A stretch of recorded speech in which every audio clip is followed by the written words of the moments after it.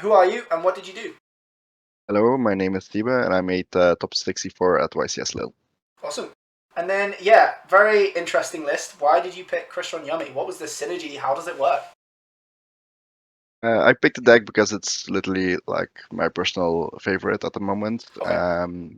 I started playing Crystron since the new release with Smiger, Sylphador, um, and Elskittless. Yep. Um, and then the deck evolved to like say Caspira, Crystron, um, and then we got the K9 support, so we played K9 Crystron. And now with the inclusion hit to 1, I was like, okay, what am I gonna do? Because the K9 version still heavily relies on inclusion to be at 3. Yeah. Um, and then I was like going through binders on locals, and I came across Sprint. I was Yes. like, oh, it would be fun to like send Stalos Yeah. and maybe do something there. Then I was looking for an engine that could both make synchro and uh, uh, and make enough bodies to make a link to. Yep. And Yumis are the ideal way to do it. So Okay. then Yeah. we are like theorizing a little bit. Is it possible? What do we need? Um, and Sprint, yeah, it just did everything. Yeah. So you can go from Yummy to Crystron, and then can you go from Crystron to Yummy as well, or is it just one way? Yeah, no, it goes both ways. There are two important cards to go from either direction. Okay. Starting from any Yummy name, you go the basic Yummy combo until you get to a point where you're at like a Synchro 2, another Synchro 2, and an additional body to make sprint. Yep. That leaves you with a sprint, a Synchro, and Crystallis in the grave. Okay. The other way around is that you have to need Solfafnir. Solfafnir, I believe, plus either Smiger, Tristalos, Fern, or Rosenix. Okay. Gets you the Sylphador out of the deck, which dumps the other parts you don't have yet access to. And then you have to make Clockwork Knight along with the Rosenix token to then synchro away into a Yummy synchro. Awesome. It's Okay. always it's always a very nice time during the duel when I pick up my token and my Clockwork Knight and slam down a Yummy synchro. Yeah. How were like? Because what you would have probably played, what, 16 rounds was it? 15 rounds. 15. Yeah. What? How many? Like, what were the reactions like? They must have been incredible to see people's faces. Yeah, true. Definitely. Especially the games where you like, okay, you win game 1, maybe pure on Crystron. I believe Okay. my round 8 against Josh. Um, I won round 1. No, I scooped round 1 to a hand trap, Yeah. only revealing Crystron, and then game 2 I just started normal summon Cupsy, and he was also like, man, what the hell is this? So yeah, opponents are really entertained. Yeah. Uh, yeah. Or like activating 1 for 1, discarding like say a Smiger and then summon a Cupsy from the deck. It's like Yeah. No, that's kind of really cool. I really like it.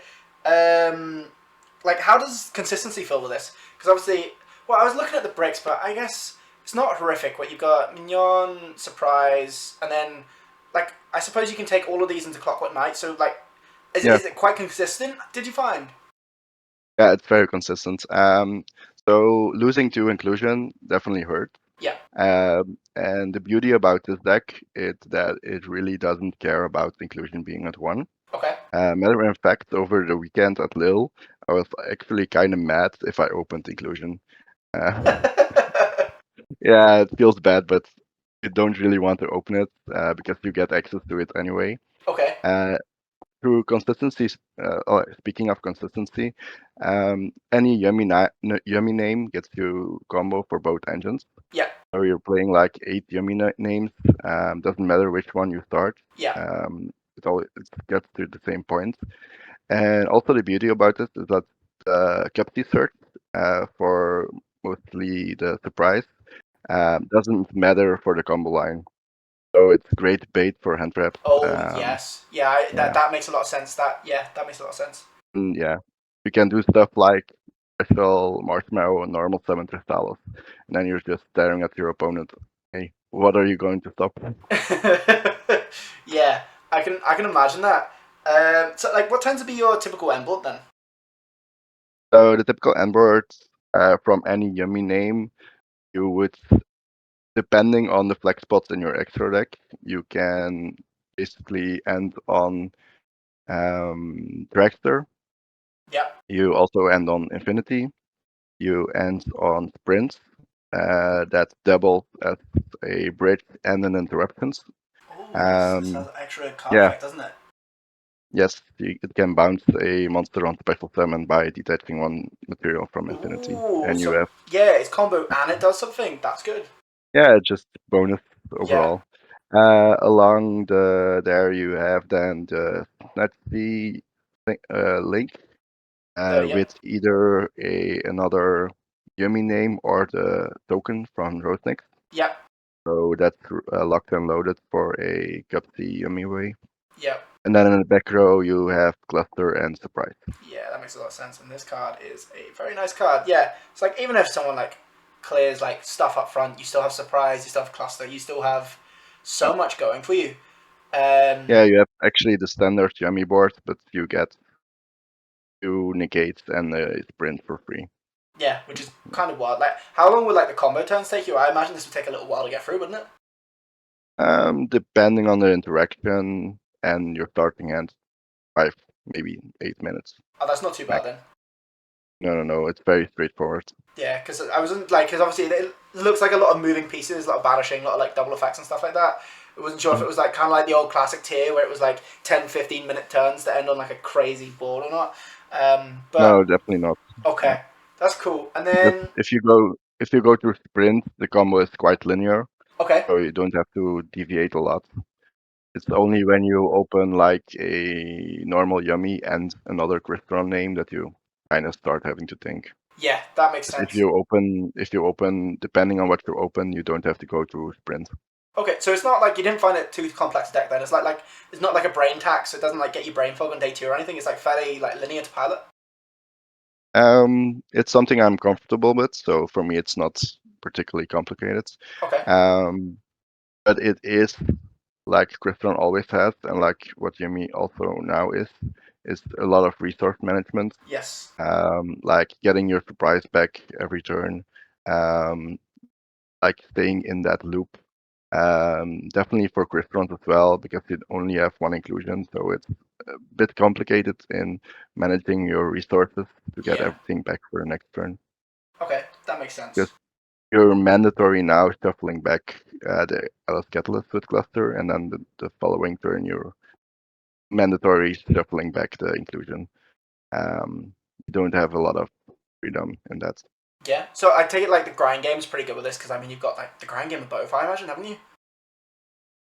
So yeah, that's the thing with inclusion as one. The grind game is kind of, um, I won't say bad, but it's mostly the yummies that grind. Yeah. Also because you have to fit in the extra deck stuff for the yummies. Yeah. So turn 3, the Crystron part doesn't have a lot to do, besides like looping, LF Catalyst, popping 2, and go from there. Yeah, that So makes it's sense. really the yummies that grind. Yeah, and then it was interesting because you're playing. Well, I feel like these are your two flex spots, right? Zeus and Underworld Goddess, isn't it? Yeah, yeah. Yeah. We theorized a lot about those flex spots. Me and Danilo, also a great player. Yeah. We were scared of Lunalight Yes. because there's nothing in this deck that outs Lunalight besides the Underworld Goddess. Okay. In theory, you can like kick over it with the yummies, but in practice, you're not gonna get that far. So flex spots are indeed truth in Underworld, but there are a lot of different options because Danilo played, I think, in his list. Played the same deck, by the way. In his list, he played Marcher and Herald in those spots. Okay. Uh, so you get like threaten an early Herald and go combo from there. Okay. How did he find those? Um, Did they work for him? Okay. Yeah, he made it a couple of times, but yeah, it's the same. You always get hit by Nip, Yeah, whether you like it or not. yeah. The, There is also a crazier option where you go Hyper Librarian with a normal summon Smiger or a test turn, and then you draw 3 to 5 cards during the combo. I'll pull this up just so.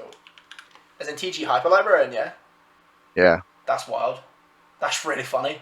So then you just go hand trap mat. Okay, that's really cool as well.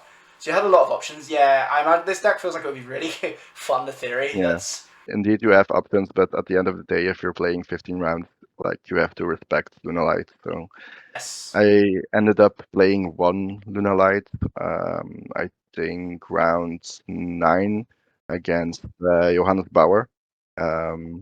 Um, but luckily for me, I won the die roll, made a board game 1, and then he breaks game 2. So Oh, okay. unlucky, Did unlucky there. Did you find the Underworld Goddess and the Zeus came up at all? Did you find that they were worth the spots? Um, because I only played one Luna Light, I think I never made Goddess. Okay. So in hindsight, I should have sided Goddess and maybe um, played Herald in the extra deck Okay. in the main deck. The Zeus, I think I made once, um, but I always played Crystron with Zeus in the extra deck. I think I won't get it ever because it's just the problem about Crystron and actually Yumi as well, if you don't have access to surprise, is that you don't have really a good way to remove sticky back row. Um, so there are no um, synchros machine synchros that are spot removal. Okay. So that's really prevalent in the, let's say, in a Draco Tail matchup, where there at the end of the turn there could be a Rahu or Ketu still in the back row. So then there it's nice that you can just wipe the field with Zeus and then set surprise, set cluster, and go from there. Yeah. Okay. That makes a lot of sense. And then I suppose like, did you go to a 42 for consistency? Then did you just want to up it a slight little bit? The 42 was the debate between 1 Marshmallow or 3 Marshmallow. Oh. Um, Okay. because the deck was fine even without Marshmallow because yeah, of course, Dude came out like the Friday before the YCS. Um, so in paper there wasn't a lot of testing with Marshmallow. So in practice it was still a debate between 1 or 3. Okay. At the end of the day we just chose to do 3 for consistency wise as well and for side deck part pattern. Okay. Yeah. That makes a lot of sense. Um, and then how come you chose this like? Well, obviously you've got droplets as well, but how come you chose this like hand trap line? Well, ratio and then droplets. Like, what made you choose? I think it's like this 15, isn't it? 3, 6, 9, 12. Yeah. What made you choose this Uh, 15? 17 on engine Oh, and total thing. I think if you count call by and tactics. that's a very valid point. I will not leave them out. Yes. How come you chose this lineup then? So droplet is mandatory forever in the Crystron deck since it's released, since the release of the new support, because you have so much value about sending your stuff to the grave, like say droplets and Smiger, Testfern, Silvador. Those are all cards that just inherently want to be in the grave. Yeah. Um, so there's no debate between playing droplets or not. Um, the rest of the hand traps, as also I guess mandatory. This deck doesn't really play well into Fualas. You can make half bars on the Fualas. Okay. The nip is there probably for the yummy matchup, but in hindsight, it probably be Ghost Bell. Okay. Yeah. Fualas, yeah, Fualas speaks for itself. Um, and Imperm is just overall a good card. Yeah. See, I don't mind like Imperman Nib. They feel good because like they in a way like they do check the Herald. So like I'm not angry. Like if I see a Nib and I know I'm against Yummy, like it's not awful. It does like gets rid of the Herald. Like they trade one for one No, sometimes. But yeah, I know what you mean about the Bell. Like I have enjoyed Ash and Bell into like Draco Tail. Just being able to stop two traps feels really big Yeah, sometimes. exactly. And was that the main reason for the like Bell swap? Was it like for Draco Tail and stuff like that? Um, Not exactly good Dracotail because both Dracotail and Yumi is kind of a fine matchup for this. Okay. I didn't experience any trouble there. Like I played day two, I played like 5 Yummies. Whoa. um, Yeah. but the big problem that we faced, and that those were my only losses day one, were both the Mitsu matchups. Murakumo is just good of a card. Yeah. So, It's a yeah, pain. Yeah. yeah. Yeah. Definitely. So definitely for the Mitsu matchup, I wish those were Ghost Bells instead of Nibiru's. Yeah, that makes a lot of sense. So I take it that's worst matchup. Was there any other bad matchups at all? No, every matchup felt winnable, felt fine, except for the Mitsurugi matchup. Yes, that's fair enough. I mean, Yummy I kind do of. I Oh, sorry. I do have to say that I didn't see a single K9 card the entire weekend. So Oh wow, that's interesting. yeah, I faced a lot of decks, a lot of different decks, but never a single K9 card. That's interesting. Like I guess that kind of shows trends. Maybe people are moving away, or maybe you're just lucky in that regard not to see it. Because Mm. I imagine you play into it quite hard, don't you? Into K9. Yes. Yeah. With like all the like Crystron Grave effects as well, Marshmallow as well. But yeah, Yeah. interesting. And then like side deck. Well, you said the Mitsu was your hardest matchup, so I take it that's why the Droll's in there. Yeah, the draws were the three spots that were either in testing, were either Phantasmates for the Yummy matchup, Elf, or Droll. Yeah. So in the end, we chose to Droll because I was afraid of Mitsurugi and proven to be a good Yeah, a good one. yeah. And then yeah, so we chose Judgment and Strikes. How did these feel? They feel quite nice, I presume. Yeah, it felt really nice. So hindsight was maybe a little bit overkill because there isn't a single deck I think in this meta that beats this deck going first, Okay. especially post board. Um, yeah, that's yeah. If you go first and you side in those 6 cards, I don't think there's a single deck that beats that. What like the yes this Doom package Yeah, right here. um. yeah. I do have to say that I opened with some really broken hands over the weekend, where I looked at my hand and was like, Capti, Call by the Grave, and then Oh. there was Barrier Strike Judgment. Oh wow. Okay. Yeah. So Yeah, just full. I am going to win. yeah, Yeah. It's always nice when you like open a couple there and be like, oh, someone wants me to win today. So yeah, I take it did D Barrier do very well then? yeah. Just in combination with the Trust, it works wonders. Especially when you get hit with like Fuola or Troll. Yeah, because like if I can't play, then you can't play. It's also especially for those, and the Trust also for you have a lot of very powerful Trust targets, like say Tactics 1-for-1. Most board you have Duster Storm. So there's a lot of times where you just like try to bait enough interruption with the Crystron card, Yeah. where you then go, okay, I trust for 1-for-1, pitch any monster, summon Gupsy, and just attack for game that way. That's so funny. Yeah, Yeah, because I imagine like, especially that game where they didn't see that you were on Yummy. Like halfway through, they think they've stopped the whole Crystal engine. They've hand trapped everywhere exactly. Then you just yeah, one for definitely. one, and then you got full Yummy combo, and they're like, I have nothing for this. Yeah, definitely. I think I remember a Draco Tail matchup where I won game one with just the Crystron, and then game two I baited out everything with the Crystron, and then it was just 1-for-1 for Cupsy, and then go from there. It's so funny how like literally just one of these engines can just win a game for you, and the fact that you can have two that there's a pivot is wild. I don't think the Crystron on itself can do 8,000 damage on a board. Well, yes, that's a well, but like, you can make someone scoop, I suppose. Yeah, but just going to infinity, going to Suez is just a lot of pressure. Um, I but imagine. yeah, I imagine like game one as well. People don't want to reveal decks, so they see a full kind of Crystron board and they don't think they can break it. They will just scoop. I imagine you had a couple of them. definitely. If they see the board game one, just scoop. It's a lot of them. Like I said, it's like you have to go through Infinity, through Nova, through Infinity, through Dragster, through all the yummy interactions, and then there's still the back row. Maybe because also the board that I set is just off one yummy starter, so you still have like 4 cards in hand. Which is mental. Like you said, if you had like a god hand, like you did there with like the strikes and stuff, Mhm.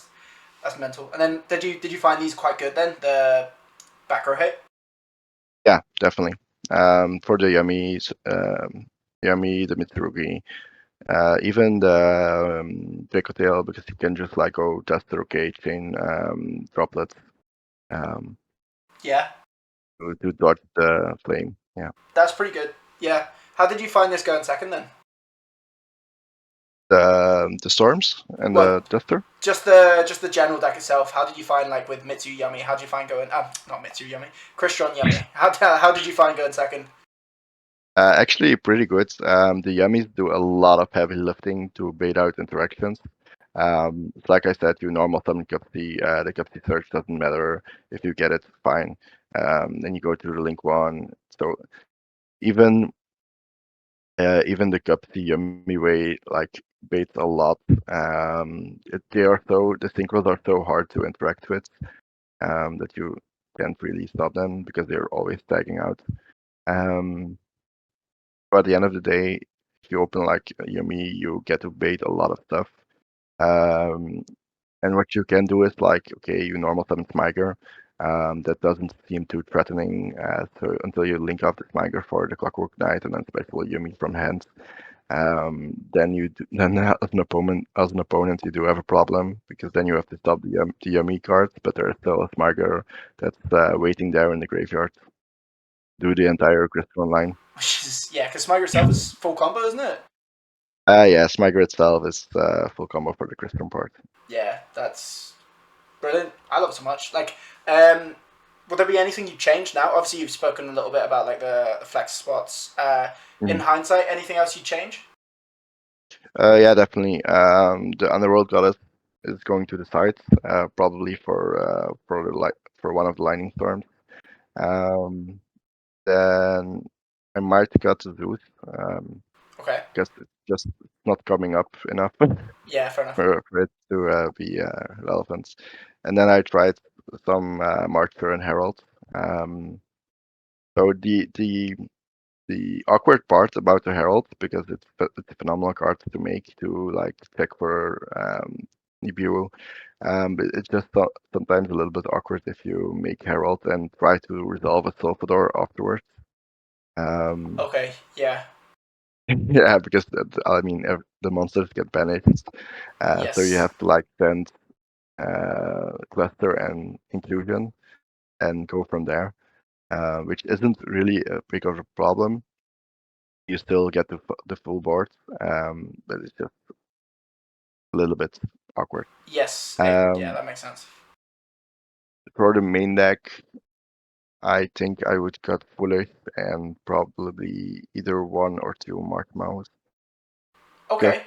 there were a lot of times where you played against Yumi and you open the part of the deck which just doesn't play well into a Herald. An example, the Foolish. I think the Foolish was the most underperforming card of the weekend. Interesting. Oh, what? Just because there was so many heralds that you went up against? Yeah, and also because they're the only targets you really want to send are like the Smiger and the Sylphefnir. And playing Smiger 3, you just open it a lot of the times, and then there's Yeah. not really because sending any of the Yumi names just doesn't do anything. Um, you can send like the Rose Snakes, which is quite powerful, making the token, and then a Clockwork Knight without having to normal summon. So to get all the yummies out of your hands, that's something you can do. Um, But overall, I think Foolish was the most underperforming card of the event. Okay, that makes a lot of sense. And then any MVP? What card was like best for you? Probably the talents. I mean, I think I opened it a lot of the times. Yeah, just stuck to your Um, hand. yeah, it's stuck to my hand. And I mean, I have to give credits to Rose Nix as well. It's really like the glue that holds this thing together. Um, Yeah, yeah. And I was trying to like break it down and try and figure it out. I was like really trying to figure out like how does this go from one to the other? How does this pivot? And then like when someone was like, "Oh, Rose Nix," I was like, "Oh, of course!" Like the token is, yeah, yeah, we were looking at in the early phases of the theory crafting, like okay, Crystron Yummy, how we're going to make this work because we are only looking at the print. And then we remembered, like, oh, Rose Nix exists. It just makes the level yeah. one token. Having Clockwork Knight, it just all came together. That's big. And then when it comes to the actual event itself, so you said you played 5 Yummy on day 2. Yeah. Like, what were your overall matchups then? Like, what did you play? Yeah, so let me start by saying that it was really a refreshing event to not having to play Malice, not having to play Ryzel. Yes. Sure, there were Ryzel, there were Malice players, but it's not like you have to play the half of the event against those two decks. So that being Yeah, yeah. said, I played round one, Striker, I believe. Um, Okay. Round two, Draco Tail. Then we had a Gem Knight player, a Mitsurugi player, a Yumi player, another Mitsurugi player. I also played um, Smith flop with Unchained and Magical Musket. Yes. Yeah, And yeah, then yeah. yeah, the last two rounds of day one were Yummy as well. Okay. And then day And then what? yeah day two 5 Yummy. yeah day two I played one Luna Light on the backup feature, and then 5 Yummy. Awesome. Okay. That's really cool. Um, and then, so did you say Lunalight was one of your losses? Was it? No, both game day one, both of the losses were Mitsurugi. And Okay. then day two, both of the losses were Yumi, where one of the losses I just made a really stupid mistake, and then yeah, which is probably It's just brain fog, isn't it? I mean, what, like 16 rounds is absolutely yeah. insane. Um, Yeah, so, it was really stupid because there was like a herald in defense position, and I had this turn in hand, and instead of just attacking over the herald, I just played into it and had like one extender too short to move on. okay, yeah. So you kind of like shot yourself in the foot with it. Okay, that makes sense. And then how did you find? Because was it this? Well, this is the first European event since like the double match loss rule. How did you find that? For me, I think it was fine. It's just yeah, making day two and just having to play another 6 rounds.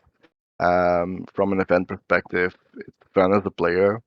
Also with the new time rules to just play every round, play the best you can. Um, and also just get like a little bit more a higher chance, I think, to get top 64. Because you Yeah. can like you get to lose 2 games day one, you can afford to lose another 2 game day two. So I think that's a good um a good way to do the event. That Okay. being said, like it's tough to get like top 8. It's Yes. really hard. You have Yes. to like go X2. Um, Which is very hard. And like, yeah, I guess you kind of want your match losses to be like very, very late into the yeah, tournament against like the top players as well. Like, it must be really, yeah. If you really, really hard. if you looked at the standings at the end of day one, there were only 2 players undefeated, which is still like crazy. I think after 9 rounds, you Yeah. only have 2 undefeated. Yeah. Yeah. So that is kind of, yeah, it's kind of mad. And then did you find the event ran smoothly? Like, was everything quite like sharp? Yeah, definitely. There's always some downtime, but I don't think we had ever more than the 30 minutes of downtime because they are now so fast with issuing double losses. that you Yeah. just only have to wait for the feature match to end, Yeah. and then it's also very smoothly. Yeah. Okay, that's pretty good. I like that. Um, With the new tournament, the way it's held now, it's like Konami shooting itself in the foot because now you have like a lot of players that play 6 rounds day two, where otherwise you would have less players and then more players that yes. would sign up for a side event. So like Yeah. it's Yeah. funny in that Double-edged way. sword, I Yeah. suppose. Yeah. But okay. And then yeah, anything you think we've missed out on at all that you want to go over? Um, no, I don't. I think we covered everything. Yeah, I think you've gone into a decent amount of detail as well. And then did your backup feature did that air at all? No, because that was the Luna Light matchup where we were done in 10 minutes. So Oh there yes, wasn't like a lot of footage for that. That was too right, bad. okay, But that's no worries. I was uh, just yes, sorry, yeah, overall, it's just a really fun deck to play. Like going between engines, figuring things out, playing tour board, hating stuff with the it looks young. cool. Yeah. It looks very cool. I agree. I was very interested in this one. As soon as I saw you reply about coming on, I was very excited. I was like, this is going to be a one of the coolest ones out there. Yeah. But yeah, I guess closing remarks. Anyone you want to shout out to at all? Yeah, it's a deck that nobody expected. So it's like a fun factor for me, but also a fun factor for the opponent as well. Um, Yes. all the opponents I faced, they just looked entertained at what they saw. If you go turn one, a Yumi combo, an interruption, and suddenly you throw down a sprint, it's like, okay, what is happening? Yeah, exactly. But yeah, I mean, shout out to Danilo. We cooked this up. I mean, I came to him with the ID, and he was also great on board with like theory sessions. We theorized a lot about what to do for the Luna Light matchup, which at the end of the day wasn't really needed. Yeah. Um, yeah. Also, shout out to the boys that we had on the apartment. It was a fun weekend. Yeah. Awesome.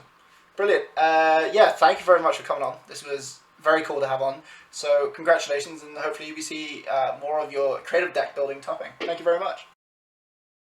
No problem at all.